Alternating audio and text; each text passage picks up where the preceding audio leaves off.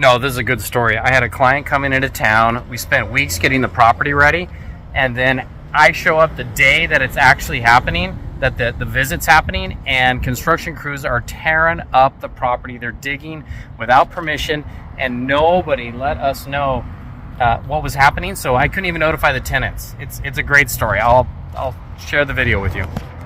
Down here taking a look at the shopping center that we manage, getting ready for our owner to come into town, and I see there's a lot of activity in the parking lot. There's some crews that are, I'm not sure what they're doing, but we're gonna have to get down to the bottom of it.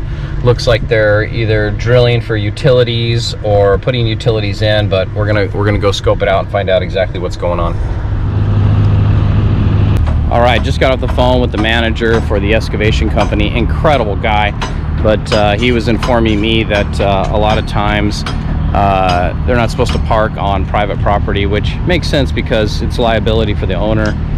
So all of their equipment is going to get parked in their designated spot here. So you can see behind me that they're starting to move that equipment and get it off private property. They actually decided to move it. They've got plenty of room and parking and in another location. So how can I explain it? So traditionally what happens when they put in a utility, they trench a big, long, skinny trench, and then they lay the utility line inside there, right? And then they cover it up with dirt, and then they cover up that with the asphalt or concrete, whatever it is. But when the pavement's already existing, what they do is they do a small hole, and they use they make a small hole, dig straight down, and then they have a machine that pushes a pipe in the utility, and it basically trenches underground so you don't have to tear up the whole place, right? But in order to do that, every, I don't know, 10 or 20 or 30 feet, they got to cut a hole, and they got to cut a hole in the pavement and go down. So in this particular case, like over here by the bank, they cut this hole and they did it right in the middle of the driveway. So now the driveway's shut down, and then they're going to push forward, and they've got a special machine that pushes it underground. So they're not going to cut a big line trench. Likely they're not going to do that. They're just going to punch these holes all over every 20 feet or so, and then push through. We just wrapped up over there with all of that excavation and utility lines coming in, fiber optic lines coming in. So what we had to do is the owner of the shopping center requested them to stop doing the work, just stop everything. And the owner is asking for something very specific, which I thought was great.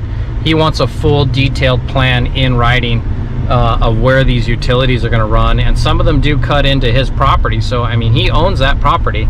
Utility easements are tricky though, because they actually own they have an easement to use part of an owner's property, any owner's property, as long as that easement's granted, to run through the property.